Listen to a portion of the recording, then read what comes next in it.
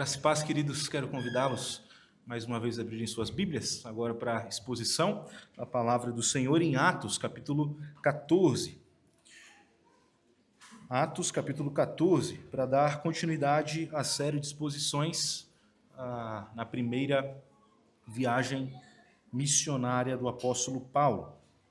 Nós já vimos durante os outros domingos, os domingos anteriores deste mês de agosto, primeiro como a igreja de Antioquia foi preparada e enviou seus melhores líderes para a missão e também uma primeira experiência de pregação do evangelho, e depois nós vimos também o apóstolo Paulo pregando, onde muitas pessoas foram convencidas do seu pecado, foram convencidas de que Cristo era verdadeiramente o Messias. Mas essa pregação, ao passo que ela converte corações, ela também levanta opositores. É isso que nós vemos no final do capítulo 13. E este é um dos padrões da missão. Quando o evangelho é pregado, muitas pessoas se convertem, têm os seus corações de pedra amolecidos, transformados em coração de carne. Mas algo que também acompanha a pregação do evangelho é a oposição, é o endurecimento de alguns quando são confrontados com a mensagem do evangelho. O que nós veremos neste texto, Atos 14, versículos 1 a 18, é este mesmo padrão se repetindo. Quando o evangelho é pregado, muitos são convertidos, mas também oposição é levantada. E a implicação para nós é que, assim como Paulo e Barnabé, nós também nos mantenhamos fiéis ao evangelho e o anúncio do evangelho. Atos 14, versículos 1 a 18, acompanhem a leitura da palavra do Senhor. Diz assim a Escritura: Em Icônio, Paulo e Barnabé entraram juntos na sinagoga judaica e falaram de tal modo que veio a crer grande multidão, tanto de judeus como de gregos. Mas os judeus incrédulos incitaram e irritaram os ânimos dos gentios contra os irmãos. Entretanto, demoraram-se ali muito tempo, falando ousadamente no Senhor, o qual confirmava a palavra da sua graça, concedendo que por mão deles se fizessem sinais e prodígios. Mas dividiu-se o povo da cidade. Uns eram pelos judeus, outros pelos apóstolos. E como se surgisse um tumulto dos gentios e judeus, associados com as suas autoridades, para os ultrajar e apedrejar, sabendo eles, fugiram para Listra e Derbe, cidades da Licaônia e circunvizinhança, onde anunciaram o evangelho. Em Listra, costumava estar assentado certo homem aleijado, paralítico desde o seu nascimento, o qual jamais pudera andar. Esse homem ouviu falar Paulo, que fixando nele os olhos e vendo que possuía fé para ser curado, disse-lhe em alta voz: Apruma-te direito sobre os pés. Ele saltou e andava. Quando as multidões viram o que Paulo fizera, gritaram em língua licaônica, dizendo: Os deuses em forma de homens baixaram até nós. A Barnabé chamavam Júpiter e a Paulo Mercúrio, porque era este o principal portador da palavra. O sacerdote de Júpiter, cujo templo estava em frente da cidade, trazendo para junto das portas touros e grinaldas, queria sacrificar juntamente com as multidões. Porém, ouvindo isto, os apóstolos Barnabé e Paulo, rasgando as suas vestes, saltaram para o meio da multidão, clamando: Senhores, por que fazeis isto? Nós também somos homens como vós, sujeitos aos mesmos sentimentos, e vos anunciamos o evangelho para que destas coisas vãs vos convertais ao Deus vivo, que fez o céu, a terra, o mar e tudo o que há neles, o qual nas gerações passadas permitiu que todos os povos andassem nos seus próprios caminhos, contudo, não se deixou ficar sem testemunho de si mesmo, fazendo o bem, dando-vos do céu as chuvas e as estações frutíferas, enchendo o vosso coração de fartura e de alegria. Dizendo isto, foi ainda com dificuldade que impediram as multidões de lhes oferecerem sacrifícios. Até aqui a leitura da palavra do Senhor. Queridos, no ano de 1962, o missionário canadense Don Richardson saiu dos Estados Unidos junto com a sua esposa e o seu primeiro filho, de apenas 7 meses.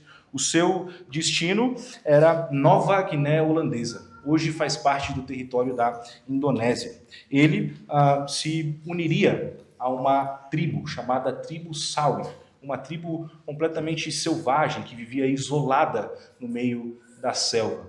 Essa tribo era conhecida como uma tribo canibal e muito violenta.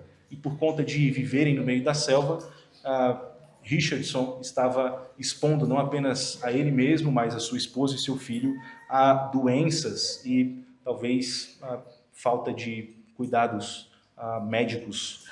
Mas, ainda assim, ele se empenhou e foi para aquela região.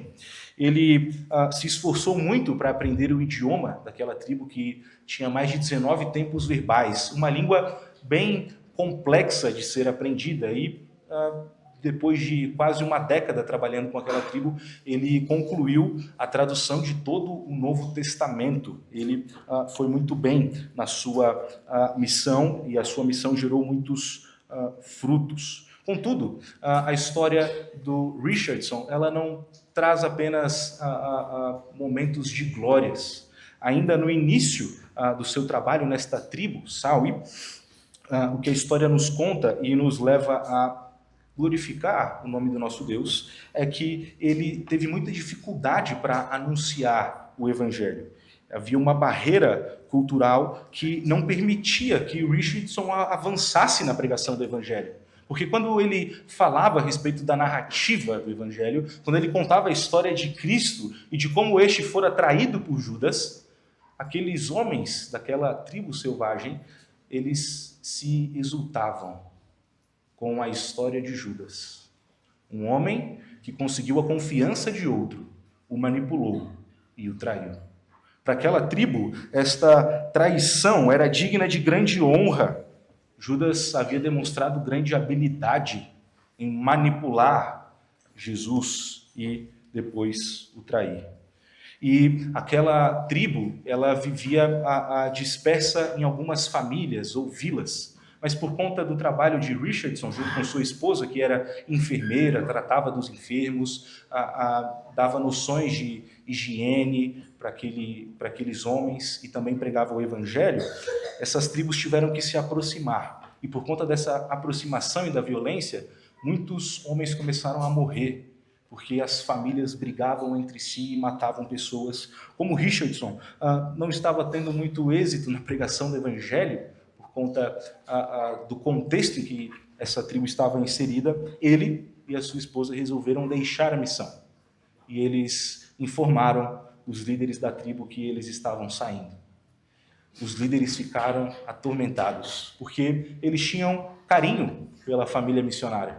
Afinal de contas, a família estava ali prestando apoio, auxílio, os amando, os acompanhando, e eles não queriam perder a presença daquela família missionária. Foi então que os líderes da tribo chamaram Richardson e pediram para ele esperar um pouco, porque eles fariam um acordo de paz.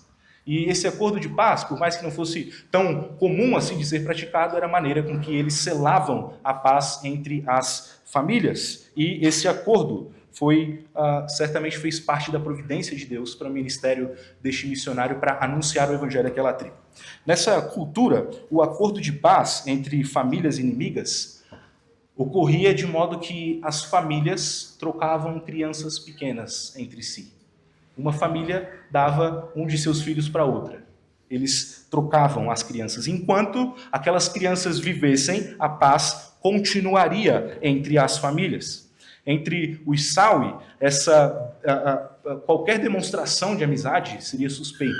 Contudo, um homem que tivesse a coragem de entregar o seu filho para um inimigo, esse sim era digno de confiança. E essa criança que era entregue, essa criança que era trocada, ela era chamada de criança da paz. E ela simbolizava a reconciliação entre duas famílias.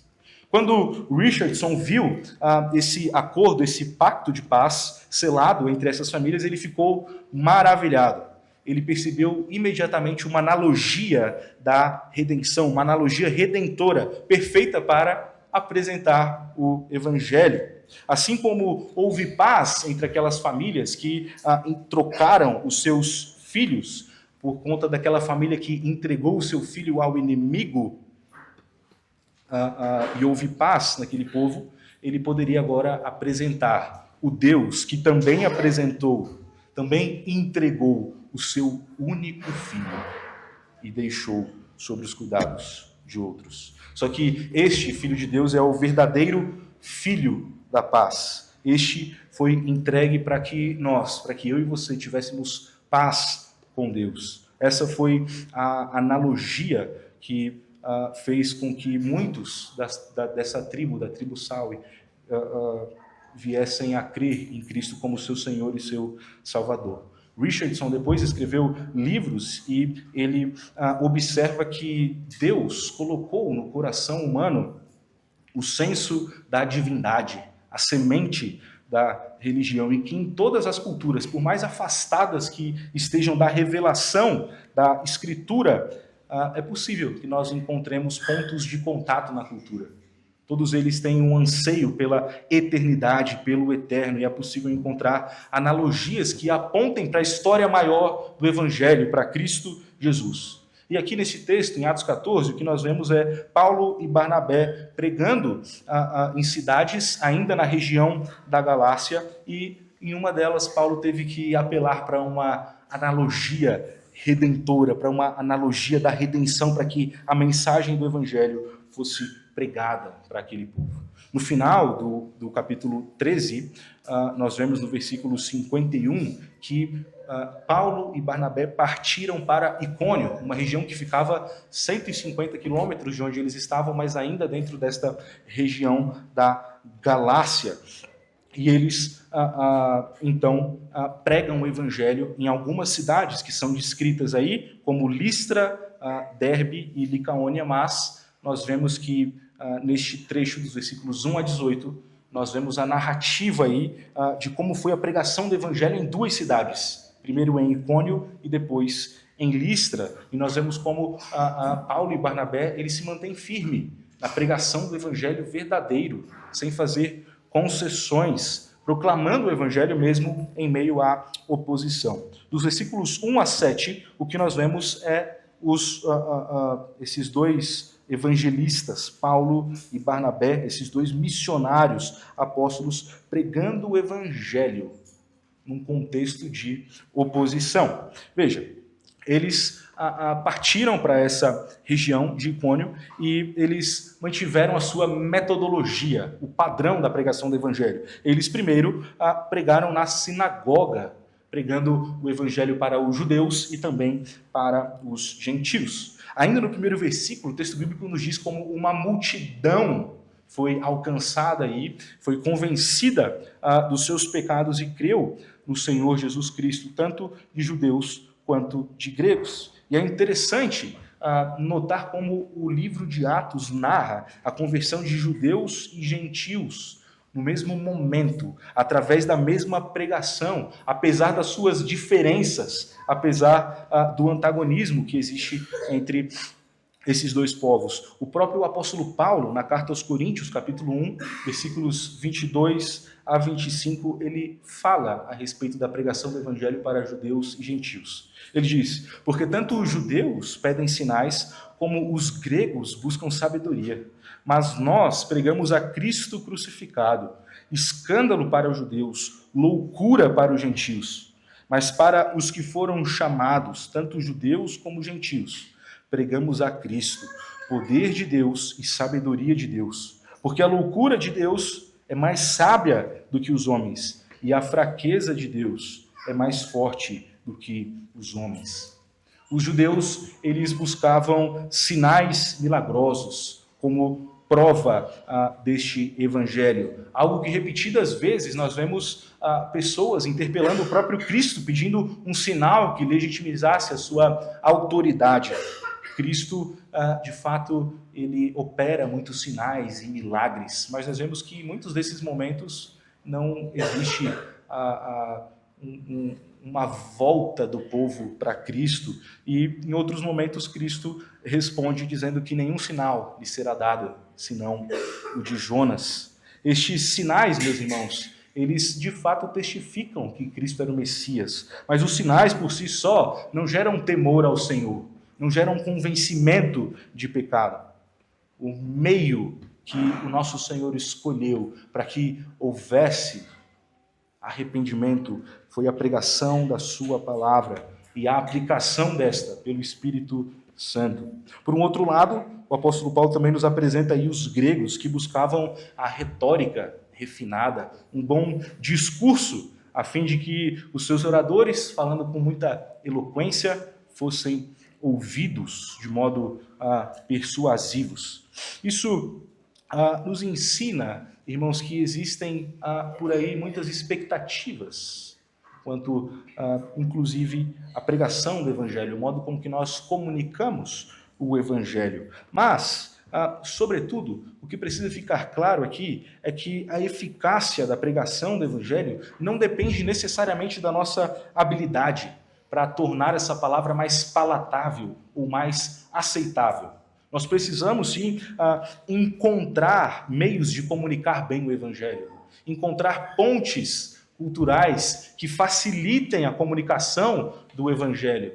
Mas isso não quer dizer que nós devamos fazer concessão ao que significa ao Evangelho, ao conteúdo do Evangelho.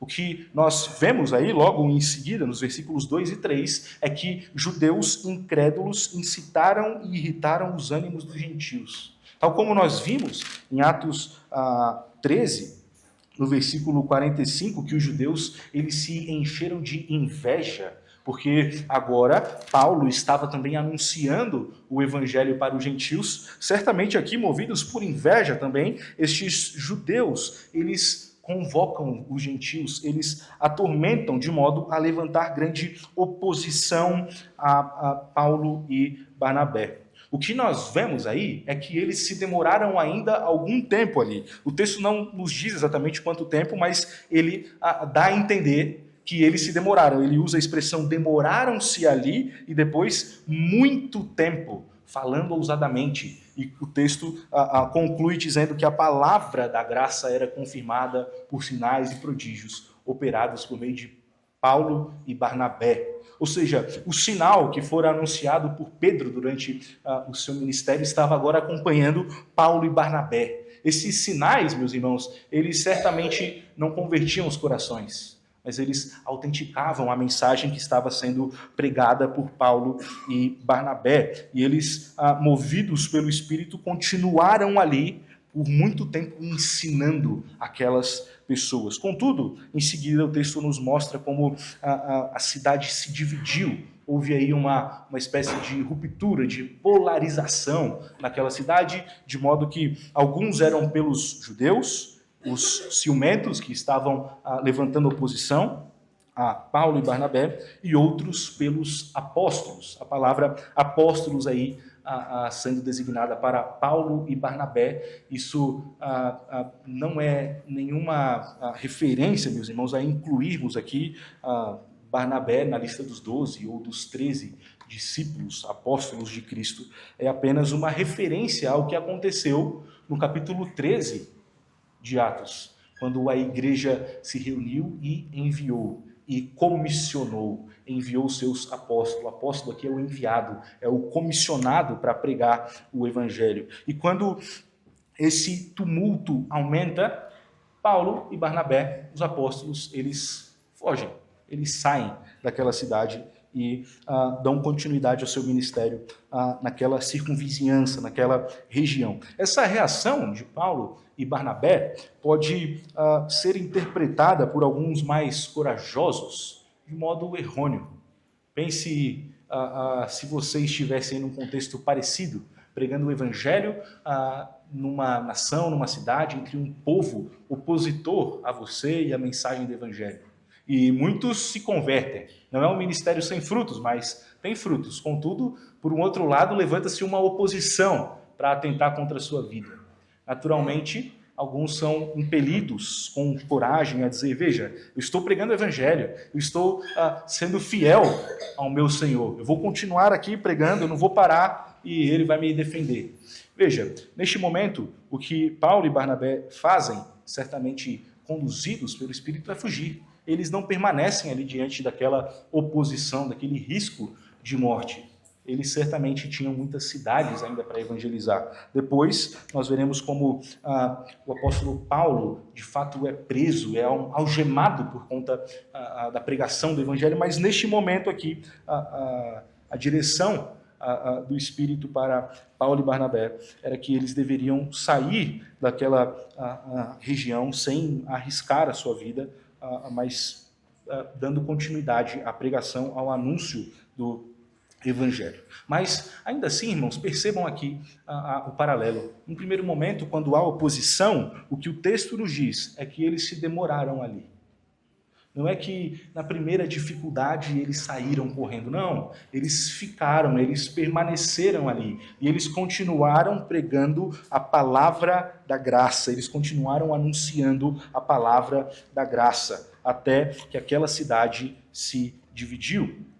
Coragem aqui não significa um tipo de imprudência, de modo que eles fossem levados à morte já no início do ministério. Não, a ideia aqui desse temor inicial deles, dessa permanência deles em Icônio, nos mostra que esses missionários, eles continuaram pregando o evangelho mesmo num ambiente hostil, pelo menos por algum tempo. Este fenômeno, ele é relativamente conhecido por nós, esse fenômeno da polarização, onde pessoas se dividem, fica cada um de algum lado. Isso acontece, meus irmãos, porque onde há pregação fiel da palavra de Deus, alguns privilégios humanos, eles são ameaçados, ou eles deixam de existir. E aqueles que são ameaçados, que têm os seus privilégios ameaçados, esses rapidamente buscam o fim desse anúncio do Evangelho. Não é difícil você pensar como existem nações em todo o mundo que proíbem, que limitam, que não permitem que haja pregação do Evangelho, com medo de perderem o seu poder, a sua influência. Mas isso não é real apenas distante de nós, mas também perto de nós. É provável que muitos aqui mesmo na nossa congregação se sintam incomodados e tenham que mudar um pouco a sua prática religiosa por conta do modo como as coisas são feitas aqui. A solução para alguns, quando a mensagem do evangelho divide, é dizer que o evangelho é o evangelho de amor e que nós não devemos buscar separação ou divisão. E, de fato, se você olhar para o versículo 3, o que a Escritura nos diz é que o Senhor confirmava a palavra da sua graça. Veja, essa era a pregação fiel ou infiel da palavra de Deus? Essa era a pregação verdadeira do Evangelho ou falsa do Evangelho? Contudo, ainda assim, a pregação do Evangelho gera divisão, gera polarização, gera ciúme por conta de privilégios que são ameaçados, por conta de pessoas demonstrando a sua fidelidade ao Senhor Jesus. Quando nós lidamos, ou quando nós tivermos que lidar com esse problema, nossa posição, meus irmãos, deve ser não alterar a mensagem que nós pregamos. Nós não devemos temer esse tipo de divisão. Este é um dos padrões do anúncio do Evangelho. O Evangelho gera salvação e fidelidade a Cristo a alguns, mas a outros gera oposição, destrói privilégios e reivindicações humanas. E nós não devemos nos surpreender se alguns em nosso entorno se sentirem ameaçados pela palavra do Evangelho. O que nós não podemos fazer é deturpar o Evangelho ou diminuir a gravidade da mensagem do Evangelho para que pessoas se sintam bem, para que o nosso culto seja apropriado, para que pessoas o frequentem e se sintam bem. Não. Aqui a pregação do Evangelho, a nossa responsabilidade é garantir que a palavra da graça seja pregada. E se alguns, ao ouvirem essa palavra, se colocarem na posição de oposição, nós, assim, os consideraremos, mas a mensagem será anunciada. O que nós vemos aí é que, então, Paulo e Barnabé, eles continuam a sua viagem para anunciar o evangelho em outra região. Afinal de contas, a perseguição em Icônio havia aumentado. E o que nós vemos aí nos versículos 8 a 18, Paulo e Barnabé confrontando as distorções do evangelho. E isso também pode, de alguma maneira, acontecer conosco. Nós podemos anunciar o evangelho a pessoas, elas podem entender mal. E o ponto aqui é não permitir que elas entendam mal. Nós precisamos bem comunicar o evangelho e confrontar distorções e erros, se for necessário. O que nós vemos aí no início, no início dessa sessão, nos versículos 8 e 9, é que Paulo e Barnabé chegaram nessa cidade de Listra, que é próxima de Icônio, e Paulo começou a falar, Paulo começou a pregar o evangelho. E um homem, então, aleijado, veja aí, querido, como existe a ênfase no texto bíblico de dizer que o homem era aleijado, paralítico desde o seu nascimento, o qual jamais pudera andar. O texto deixa claro que esse homem tinha uma deficiência desde o seu nascimento.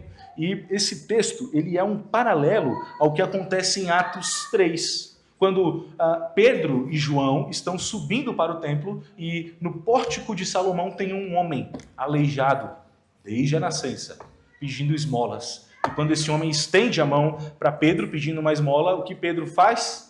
O que tenho te dou, levanta-te e anda. E o homem imediatamente se levanta. O mesmo acontece aqui com Paulo agora, em Atos 14. Este homem que o ouviu, ou que o ouvia, aleijado desde o seu nascimento. Ele está olhando para Paulo, ele está diante de Paulo ali, esse homem aleijado, até que Paulo se volta para ele e diz: apruma-te sobre os teus pés. E este homem, saltando, ele se levanta. E esse milagre chama a atenção deste povo, porque, se vocês bem observaram, quando Paulo e Barnabé chegaram em Icônio, eles foram pregar primeiro aonde?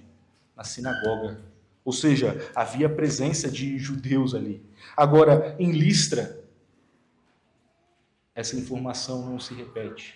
Porque essa cidade, diferente de Icônio, é uma cidade completamente pagã. Completamente pagã. E esse milagre chama a atenção de todo o povo. Contudo, a reação desse povo mostra a idolatria presente no coração humano. A idolatria presente no coração humano. Ao invés dos homens e mulheres desta cidade glorificarem ao Senhor que enviou esses dois missionários, eles quiseram ou tentaram glorificar os dois missionários. Veja aí no texto, queridos, que no versículo 11, que a multidão gritou em língua licaônica.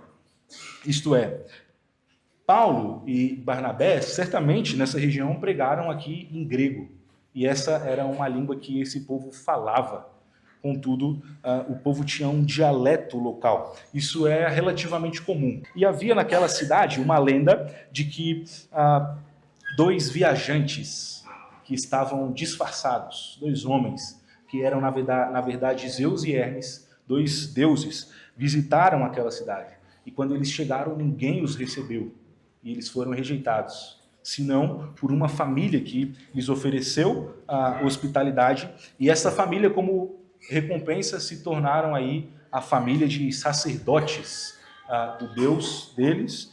E um templo foi construído naquela cidade, e aquela nação ali, aquele povo, aquela tribo ali, ela se desenvolveu a partir desse templo que foi então criado por conta dessa lenda, dessa viagem. E quando os homens daquela cidade vêm, Paulo e Barnabé pregando uma mensagem e operando um milagre que era facilmente aí reconhecido por todos, tendo em vista que o homem era paralítico desde o seu nascimento, eles então fazem os preparativos ali para o ritual da sua religião, que é oferecer sacrifício na frente do templo.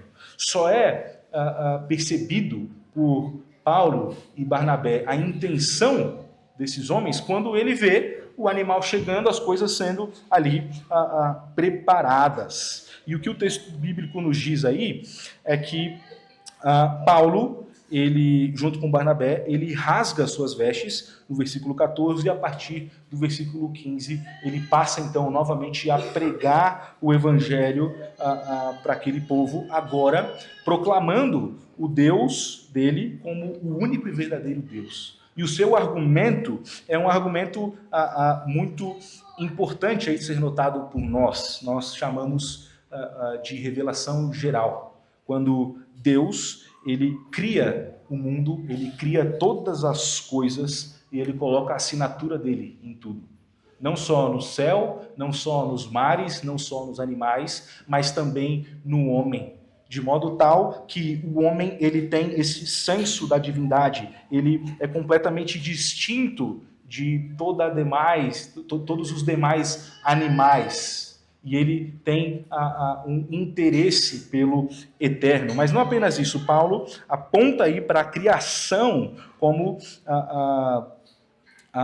o argumento aí de força para defender a existência de um único Deus. Eles mostram aí que Zeus e Hermes não têm poder nenhum, tal como os dois que operaram o milagre também não têm poder nenhum, mas que o poder pelo qual esse homem foi curado vem de Deus e do seu Espírito. E Deus, ele é o autor e o sustentador de todo mundo. Nós lemos na liturgia o Salmo 104 que nos mostra isso. Deus não apenas criou todas as coisas, mas ele sustenta todas as coisas. E Paulo, ele desenvolve esse argumento, apontando aqui para a graça comum, para a bondade de Deus sendo dispensada para justos e injustos, inclusive para esse povo, que aparentemente jamais havia tido qualquer contato com a revelação especial, com a Escritura. Paulo, ele volta a desenvolver esse argumento em outros lugares, mas o que nós podemos entender aqui é que a existência de Deus, ela é claramente perceptível a todos os homens. Deus, ele demonstra a sua glória pelas obras das suas mãos, através da sua criação. A natureza é uma evidência incontestável da existência de um Deus único e verdadeiro.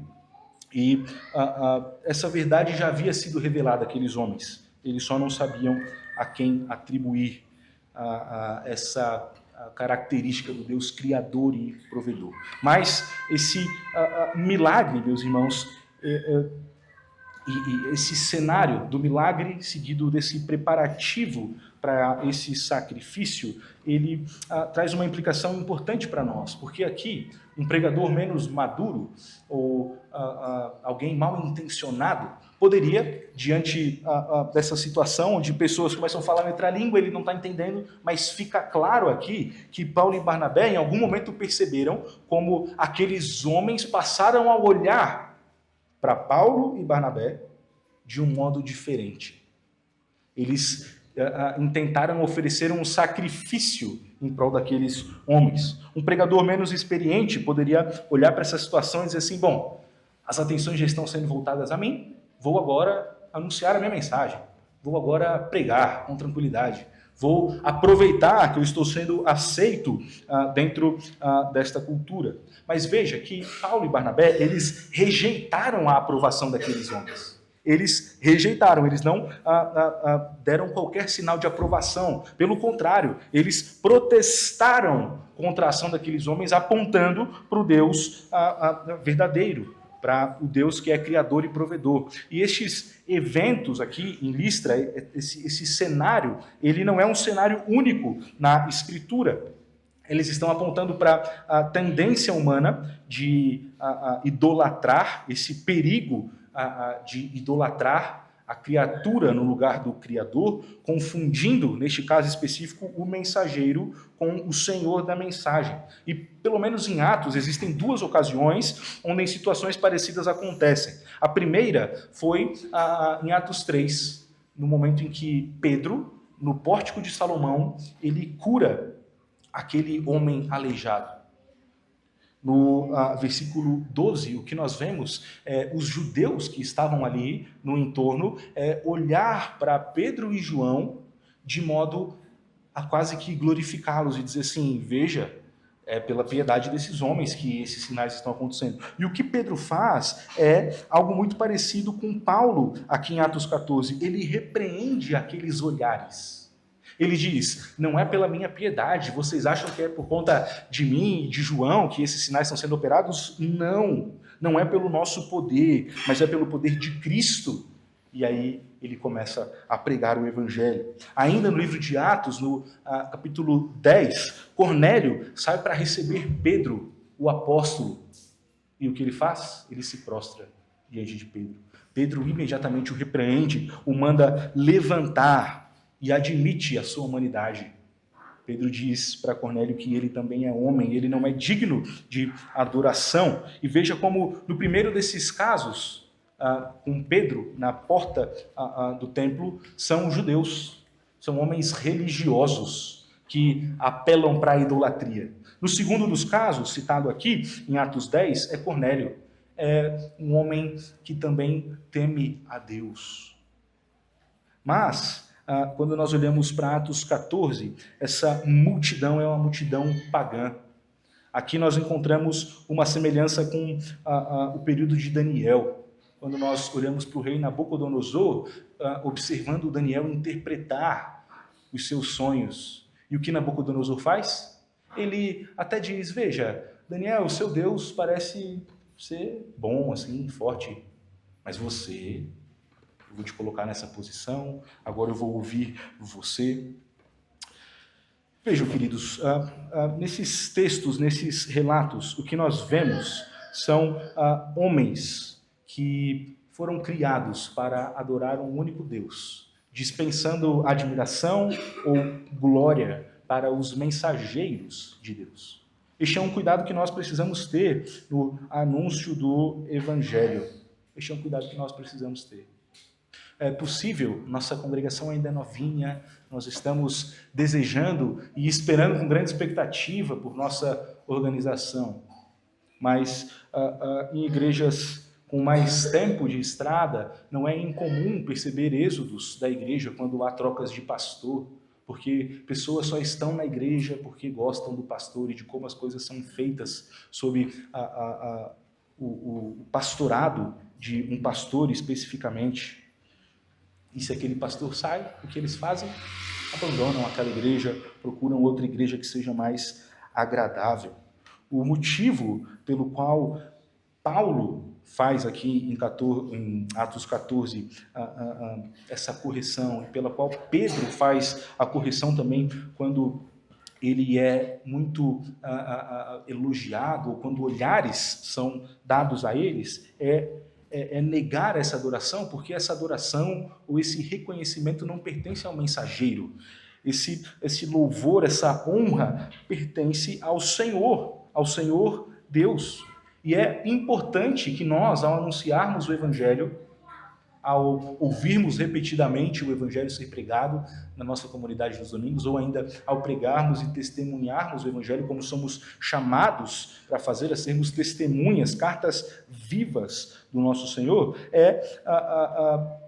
confrontar as pessoas, de modo que elas entendam a verdade, de modo que elas aceitem o Senhor Jesus e não a nós. A nossa busca em pregar o Evangelho não é que as pessoas deem algum crédito a nós ou que nós sejamos aceitos diante delas. Não, é a fim de que elas compreendam o Evangelho. E se ao invés de compreenderem de fato o Evangelho, elas derem louvor a nós, nós devemos sim confrontar a idolatria presente no coração delas. A tarefa nossa, minha e sua, como mensageiros do Senhor Jesus Cristo, é ser fiel à mensagem que nós dizemos que cremos, e pregá-la, e anunciá-la, e testemunhá-la, mostrá-la com a nossa vida. Mas precisa ficar perceptível que nós estamos refletindo a mensagem, que nós não somos o Senhor da mensagem. Neste ponto aqui, queridos, o melhor e o maior e o mais proeminente pregador do Evangelho que você conheça, ele está lado a lado com o crente mais jovem e, nas suas palavras, ou pelo menos seu pensamento, aqueles menos preparados. mas eles estão lado a lado, porque do outro lado está o Senhor Jesus, do outro lado está o Senhor Deus. E eles precisam constantemente dizer: a glória não está em mim, a glória está nele. A glória não está em mim, a glória está nele. O pregador, ele precisa apontar essa diferença, ele precisa mostrar que ele está comunicando a mensagem de outro. E nós devemos deixar muito claro as verdades do Evangelho e que nós somos apenas mensageiros, nós não somos o Senhor da mensagem.